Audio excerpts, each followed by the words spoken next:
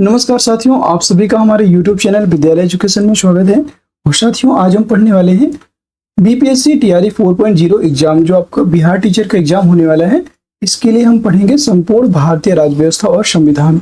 और आज की इस क्लास में हम लोग प्रस्तावना पढ़ने वाले हैं, भारत के संविधान की प्रस्तावना। और आप सभी जानते हैं प्रस्तावना भारतीय संविधान का एक महत्वपूर्ण अंग है, जो कि आप सभी को पता होना चाहिए क्या होती है प्रस्तावना। और चलिए शुरू करते हैं आज के इस क्लास को। और अभी तक अगर आपने हमारी पुरानी क्लासेस नहीं देखा है, जिसमें संवैधानिक विकास है और जितने भी महत्वपूर्ण प्रावधान किए गए थे, जितने महत्वपूर्ण एक्ट थे, सभी हम लोगों ने अभी तक कंप्लीट कर लिया है। और चलिए शुरू करते हैं प्रस्तावना। प्रियम्बल। भारत के संविधान की प्रस्तावना अमेरिका के संविधान से प्रेरित है। कहने का तात्पर्य है कि जो भारत के संविधान की प्रस्तावना है, यह अमेरिका के संविधान से लिया गया है, किंतु इसकी भाषा और शब्द ऑस्ट्रेलिया के संविधान से लिए गए हैं। आपसे यहाँ पे क्वेश्चन पूछा जाएगा कि जो अमेरिका के संविधान से क्या लिया गया है, संविधान की प्रस्तावना। और संविधान की प्रस्तावना में जो वर्णित भाषा है और जिस भाषा का उल्लेख है और वह जो शब्द हैं, वह आपके ऑस्ट्रेलिया के संविधान से लिए गए हैं। उम्मीद है यहाँ पे आपको इतना समझ में आ गया होगा। और नेक्स्ट पॉइंट है हमारा यहाँ पे 13 दिसंबर 1946 को जो उद्देश्य प्रस्ताव जवाहरलाल नेहरू द्वारा संविधान सभा के समक्ष प्रस्तुत की गई थी, उसे संविधान की प्रस्तावना बनाया गया। अर्थात उद्देश्य प्रस्ताव 13 दिसंबर 1946 को उद्देश्य प्रस्ताव प्रस्तुत किया जाता है संविधान सभा के समक्ष, और यह 22 जनवरी 1947 को संविधान सभा के द्वारा इसे एक्सेप्ट कर लिया जाता है, स्वीकार कर लिया जाता है। ठीक है, और यही जो उद्देश्य प्रस्ताव है, यही आपको प्रियम्बल बना, यह प्रस्तावना बना। संविधान की प्रस्तावना इसके दार्शनिक पक्ष को प्रदर्शित करता है, और जिसका अर्थ यह है कि जब कभी भी संविधान के प्रावधानों को समझने में समस्या होती है, तो प्रस्तावना को डीपीएसपी के साथ मिलाकर सुप्रीम कोर्ट उसकी व्याख्या करता है। और इसलिए पंडित ठाकुरदास भार्गव ने प्रस्तावना को संविधान की आत्मा कहा है, और एन.ए. पालकीवाला ने प्रस्तावना को संविधान का परिचय पत्र कहा है। एन.ए. पालकीवाला की बात करेंगे तो इन्होंने संविधान की आत्मा को क्या कहा, संविधान की प्रस्तावना को संविधान का परिचय पत्र कहा था। यहाँ से क्वेश्चन बनेगा, डायरेक्ट क्वेश्चन पूछेगा कि प्रस्तावना को हम किस प्रकार से यूज करते हैं। तो डीपीएस अगर कोई भी ऐसा केस है जहां पर आपको संविधान की व्याख्या करने में प्रॉब्लम आ रही है, समस्या आ रही है, तो वहां पे प्रस्तावना को डीपीएसपी के साथ मिला करके सुप्रीम कोर्ट उसकी व्याख्या करता है। और पंडित ठाकुरदास भार्गव के द्वारा यह कहा गया है कि प्रस्तावना संविधान की आत्मा है। ठीक है, और एन.ए. पालकीवाला ने प्रस्तावना को संविधान का परिचय पत्र कहा। उम्मीद है आप सभी को यहाँ तक क्लियर हो गया होगा। ठीक है, नेक्स्ट पॉइंट है हमारा केस नंबर 1। अब हम केस के माध्यम से यहाँ पे देखते हैं, ताकि आपको और अच्छे से समझ में आ जाए। और साथियों, आपकी क्लास में आपको ट्रिक भी बताएंगे, प्रस्तावना से जितने भी क्वेश्चन बनते हैं उन सभी के ट्रिक के बारे में बताएंगे, और ये ट्रिक आपके आगे के जितने भी एग्जाम्स होंगे उसमें आपको हेल्प करेगी। ठीक है, केस नंबर 1 है बेरुवारी संघ 1960 के मामले में सुप्रीम कोर्ट ने कहा कि प्रस्तावना संविधान का अंग नहीं है। अब यहाँ पे देख सकते हैं, जो बेरुवारी केस है आपका 1960 का मामला था, उसमें कहा गया था कि जो सुप्रीम कोर्ट है, सुप्रीम कोर्ट के द्वारा यह कहा गया कि प्रस्तावना संविधान का अंग नहीं है। और केस नंबर 2, जब दोबारा से इसकी व्याख्या हुई, केशवानंद भारती बनाम केरल राज्य। केस नंबर 2 केशवानंद भारती बनाम केरल राज्य 1973 के मामले में सुप्रीम कोर्ट ने यह कहा कि प्रस्तावना संविधान का ही अंग है, और अतः इसमें संशोधन किया जा सकता है, किंतु यह संशोधन इस प्रकार से किया जाना चाहिए कि संविधान का मूल ढांचा परिवर्तित ना हो, और इसी को मूल ढांचे का सिद्धांत कहा जाता है। मतलब जो केस नंबर 2 में सुप्रीम कोर्ट के द्वारा यह कहा गया, और यह अब तक की सबसे बड़ी बेंच थी। केशवानंद भारती बनाम केरल राज्य की बात करें तो यह अब तक की सबसे बड़ी बेंच थी। 13 जजों की बेंच थी, सबसे बड़ी बेंच थी। और यह टोटल 13 इसमें जज बैठे थे। 13 जजों की यह बेंच थी, जिसमें यह फैसला लिया गया था। और इसमें कहा गया था कि संविधान की प्रस्तावना संविधान का अंग है, और इसमें संशोधन किया जा सकता है, लेकिन संशोधन इस प्रकार से किया जाना चाहिए कि इसमें मूल ढांचा परिवर्तित ना हो। इसी में बेसिक स्ट्रक्चर की बात की गई, मतलब यहाँ पे बेसिक स्ट्रक्चर को ध्यान में रखते हुए संशोधन किया जा सकता था। याद रखें, बेसिक स्ट्रक्चर को यहाँ पे मेन मुद्दा बनाया गया था। मेन इसमें था कि आप संशोधन कर सकते हैं प्रस्तावना में, लेकिन आपको बेसिक स्ट्रक्चर का ध्यान रखना होगा। अगर अब हम बात करेंगे प्रस्तावना की, प्रीएम्बल यानी कि प्रस्तावना।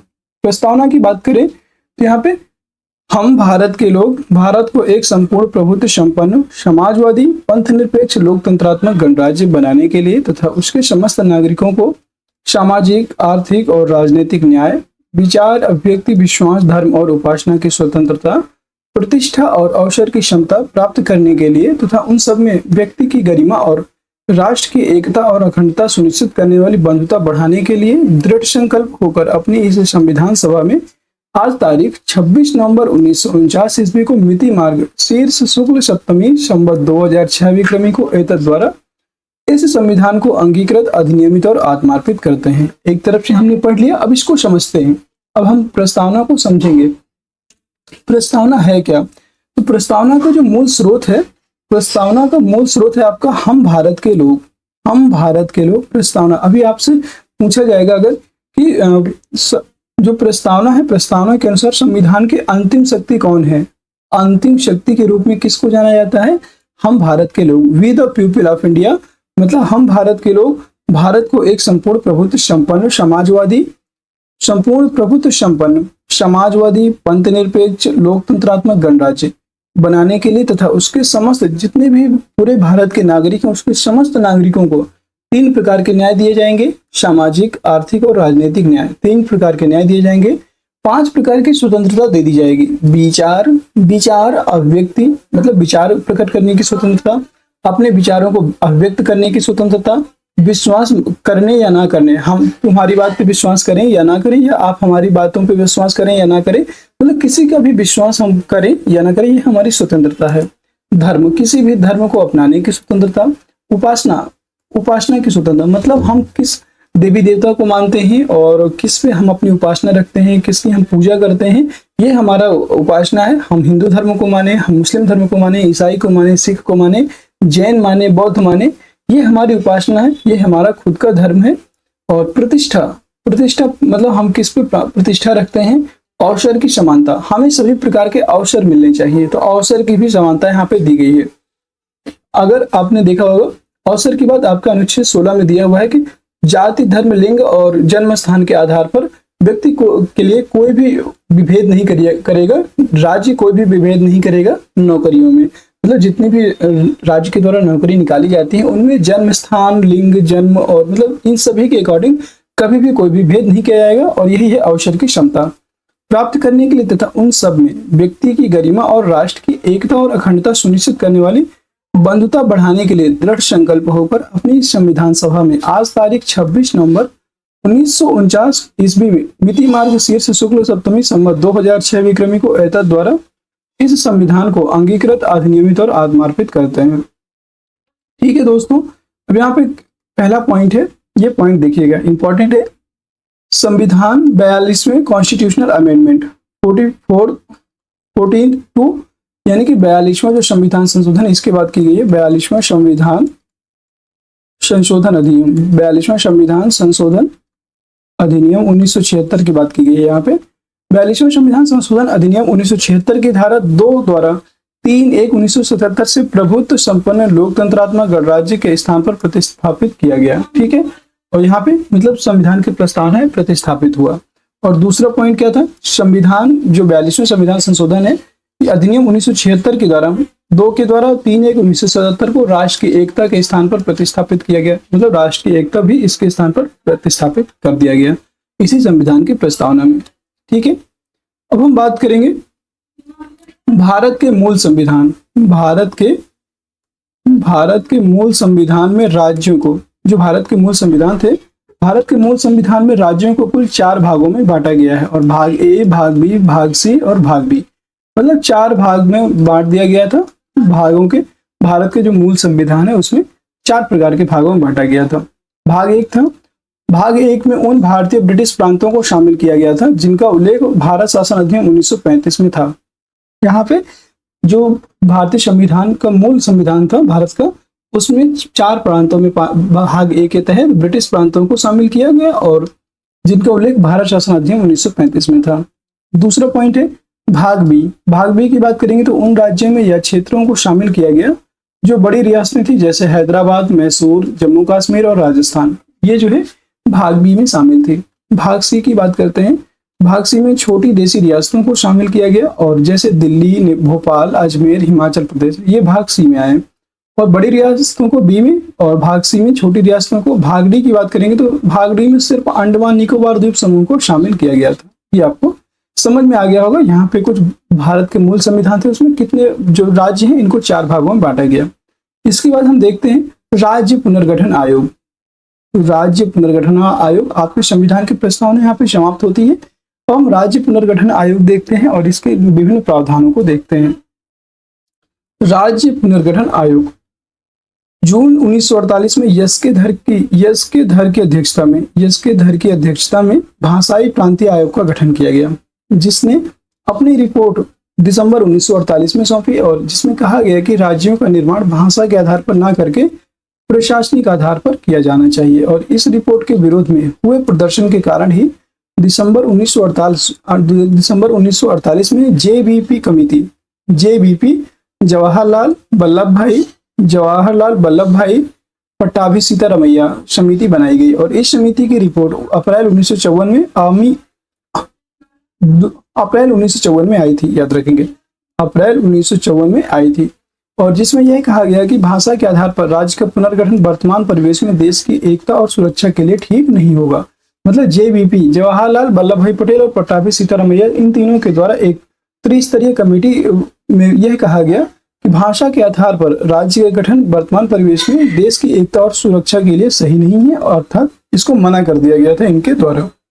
ठीक है, तो यहाँ पे आपको इतने समझ में आ गया होगा। अब हम बात करेंगे अब यहाँ पे दिया हुआ है कि दक्षिण भारतीय राज्यों में इसका विरोध हुआ, और एक कांग्रेसी श्री वोटी रामुलु ने इसके खिलाफ अनशन प्रारंभ कर दिया। लगभग 54 दिन बाद इनकी मृत्यु हो गई। जो वोटी रामुलु हैं, इनकी मृत्यु हो जाती है अनशन के पश्चात, और इसके पश्चात नेहरू की सरकार ने भाषा के आधार पर, भाषा यहाँ पे देख लीजिएगा, भाषा के आधार पर मद्रास राज्य के तेलुगु भाषी क्षेत्र को काटकर आंध्र प्रदेश नामक नया राज्य बनाया, और इस प्रकार आयुष प्रदेश भाषा के आधार पर बनने वाला तो राज्य बना। आयु नहीं, यहाँ पे आंध्र प्रदेश, सॉरी यहाँ पे थोड़ा सा मिस्टेक हो गया है इस पेज में। आंध्र प्रदेश भाषा के आधार पर बनने वाला पहला राज्य बना था। अब हम बात करेंगे फजल अली आयोग यानी फजल अली कमीशन की बात करेंगे। दिसंबर 1953 में फजल अली आयोग का गठन किया गया, और जिसके 2 अन्य सदस्य थे, के.एम. पणिकर और एच.एन. कुंजरू। इनके 2 सदस्य थे, फजल अली आयोग के 2 सदस्य थे। ये 2 यहाँ पे याद रखें, के.एम. पणिकर और एच.एन. कुंजरू। इनका पूरा नाम था हृदयनाथ कुंजरू, और उसने अपनी रिपोर्ट 1955 में सौंपी थी। फजल अली की जो रिपोर्ट थी इनके द्वारा 1955 में सौंपी गई, और इसके बहुत सारे प्रावधान थे, देखिएगा। हृदयनाथ कुंजरू यानी कि एच.एन. कुंजरू, यह हृदयनाथ कुंजरू जिसने अपनी रिपोर्ट 1955 में सौंपी, और जिसमें भाषा के आधार पर राज्यों के पुनर्गठन को तो स्वीकार किया गया। भाषा के आधार पर राज्य के पुनर्गठन को तो यहाँ पे स्वीकार कर लिया गया था, लेकिन एक भाषा एक राज्य के सिद्धांत को स्वीकार नहीं किया गया।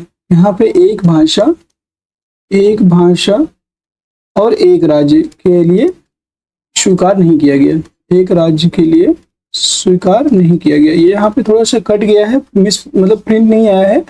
एक राज्य के लिए स्वीकार नहीं किया गया, ठीक है, स्वीकार नहीं किया गया, मतलब एक भाषा और एक राज्य। ऐसे तो बहुत सारी भाषाएं हो जाती और बहुत सारे राज्य बन जाते, तो एक राज्य के लिए एक भाषा स्वीकार नहीं किया गया, ये इसमें याद रखिएगा, ठीक है, ये आप बात याद रखेंगे। और 1 नवंबर 1956 को 7वां संविधान संशोधन अधिनियम पारित किया गया, और भाग 7 को निश्चित कर दिया जाता है। इसके बारे में आप पहले भी पढ़ा चुके हैं। 7वें संविधान को याद रखेंगे, 7वां संविधान संशोधन करके भाग 7 को खत्म कर दिया गया था।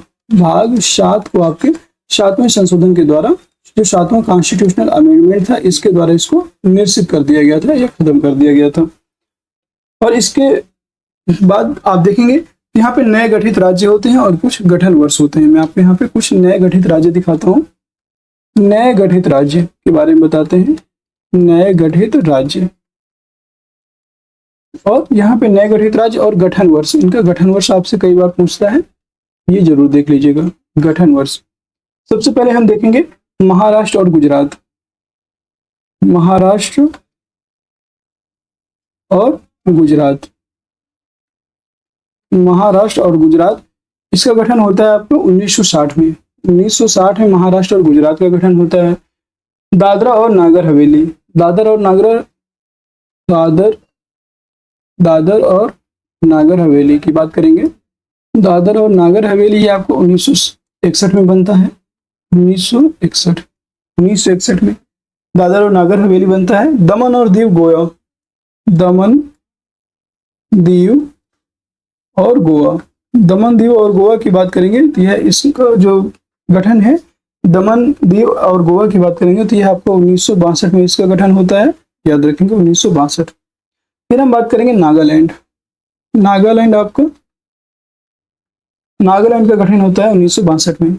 नागालैंड भी आपका 1962 में ही गठित होता है। फिर हम बात करेंगे हरियाणा और चंडीगढ़। हरियाणा और चंडीगढ़, और चंडीगढ़ की बात करेंगे, यह आपके 1963 में गठित होते हैं। हरियाणा और चंडीगढ़ 1963 में इनका गठन होता है। हिमाचल प्रदेश, हिमाचल प्रदेश की बात करें, हिमाचल प्रदेश, हिमाचल प्रदेश आपका 1971 में गठित होता है। 1971 में, ठीक है। आगे हम बात करते हैं हिमाचल प्रदेश के आगे, यह आएगा आपका मणिपुर। मणिपुर, मणिपुर की बात करें तो आपको मणिपुर जो है 1972 में गठित होता है। मणिपुर 1972।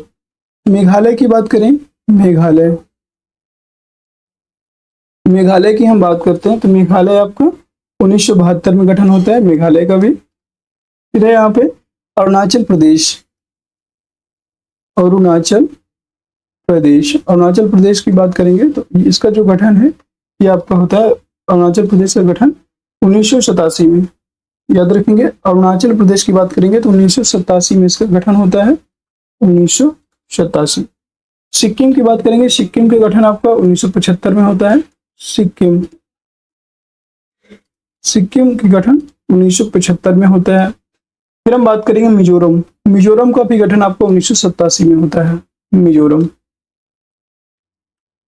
मिजोरम का गठन 1987 में होता है, ठीक है। फिर हम बात करते हैं गोवा। गोवा को पूर्ण राज्य का दर्जा कब दिया गया? गोवा को पूर्ण राज्य बना दिया जाता है, यहाँ पे पूर्ण राज्य, गोवा को पूर्ण राज्य बनाया गया 1987। 1987 में गोवा को पूर्ण राज्य बना दिया गया। छत्तीसगढ़, छत्तीसगढ़ की बात करेंगे तो छत्तीसगढ़ का जो गठन है यह आपका हुआ 1 नवंबर 2000 को। 1 नवंबर सन 2000 को छत्तीसगढ़ का गठन होता है। फिर हम बात करेंगे उत्तराखंड। इसके बाद हम बात करते हैं उत्तराखंड। उत्तराखंड राज्य जो है, उत्तराखंड राज्य का गठन होता है 9 नवंबर 2000 को। 9 नवंबर 2000 को, और यह आपका उत्तर प्रदेश से अलग होकर उत्तराखंड राज्य बनाया जाता है। फिर हम बात करेंगे झारखंड। झारखंड ये आपको बिहार से अलग होता है। झारखंड की बात करेंगे, आप सभी जानते हैं, बहुत अच्छे से पढ़े भी होंगे। झारखंड का गठन कब होता है? 15 नवंबर सन 2000। 15 नवंबर सन 2000 में इससे गठन होता है और ये झारखंड से अलग होकर बनाया जाता है। और लास्ट है आपका तेलंगाना। लास्ट है आपका तेलंगाना राज्य। तेलंगाना राज्य का जो गठन है यह आपका 2 जून 2014 को इसका गठन हुआ था। ये भी आप याद रखिएगा। ये कुछ महत्वपूर्ण गठन थे जो आपको बताएं, और उम्मीद है कि आप सभी को ये समझ में आया होगा प्रॉपर तरीके से, क्योंकि यहाँ पे आपसे कई बार आपसे पूछ लेता है कि कौन से राज्य का गठन कब हुआ। एक बार हम दोबारा से रिवाइज कर लेते हैं। महाराष्ट्र और गुजरात का गठन 1960 में होता है। दादर और नागर हवेली 1961। दमन दीव और गोवा, यहाँ पे थोड़ा सा सही से देख लीजिएगा, गोवा है यहाँ पे, दमन दीव और गोवा, ठीक है। तो गोवा का जो पहली बार गठन होता है ये 1962 में होता है, लेकिन पूर्ण राज्य के रूप में 1987 में। नागालैंड की बात करें, नागालैंड आपको 1962 में गठित होता है। हरियाणा और चंडीगढ़ की बात करते हैं 1963 में होता है। हिमाचल प्रदेश 1971 में आता है। मणिपुर की बात करेंगे 1972 में इसका गठन होता है। मेघालय की बात करेंगे 1972 में गठित होता है। अरुणाचल प्रदेश आपको 1987 में होता है। सिक्किम 1975, मिजोरम 1987, गोवा पूर्ण राज्य 1987। छत्तीसगढ़ की बात करेंगे 1 नवंबर 2000 को इसका गठन होता है। उत्तराखंड 9 नवंबर 2000 को होता है। झारखंड 15 नवंबर 2000 को होता है। तेलंगाना 2 जून 2014 को होता है। उम्मीद है आप सभी को ये समझ में आ चुका होगा। अब हम बात करेंगे, अगला हमारा नोट है यहाँ पे, नोट पॉइंट देखिएगा, ये इंपॉर्टेंट है। 5 अगस्त सन 2019 को जम्मू तथा कश्मीर को राज्य के दर्जा को समाप्त कर दिया गया। 5 अगस्त सन 2019 को जम्मू कश्मीर के राज्य के दर्जे को समाप्त कर दिया गया और तथा जम्मू कश्मीर एवं लद्दाख 2 केंद्र शासित प्रदेशों में परिवर्तित कर दिया गया। वर्तमान में जम्मू कश्मीर और लद्दाख 2 केंद्र शासित प्रदेश हैं और इस प्रकार से वर्तमान में भारत में कुल 28 राज्य और 8 केंद्र शासित प्रदेश फिर से हो गए हैं। ठीक है, 28 राज्य और 8 केंद्र शासित प्रदेश वर्तमान में हो चुके हैं। नोट पॉइंट सेकंड है आपका, दमन और दीव तथा दादर एवं नागर हवेली को 26 जून 2020 को आपस में मिलाकर एक केंद्र शासित प्रदेश से परिवर्तित कर दिया गया है। याद रखेंगे, दमन और दीव तथा दादर नागर हवेली को 26 जनवरी 2020 को आपस में मिलाकर के एक केंद्र शासित प्रदेश बना दिया गया है। अब यहाँ पे आप देख सकते हैं, सबसे पहले कौन कौन से हैं, लद्दाख, जम्मू कश्मीर, लद्दाख है, फिर जम्मू कश्मीर है, चंडीगढ़, दिल्ली, दमन और दीव, दादर नागर हवेली, पुडुचेरी, लक्षद्वीप और अंडमान निकोबार। ये आपके जो है 8 केंद्र शासित प्रदेश है, याद रखिएगा। लद्दाख, जम्मू कश्मीर, चंडीगढ़, दिल्ली और दमन दीव, दादर नागर हवेली, ये आपका सब सेम हो गया। दमन और दीव और दादर नागर हवेली को मिला दिया गया है और पुडुचेरी आपका 6 हो गया, 7वां लक्षद्वीप और 8वां आपका अंडमान निकोबार।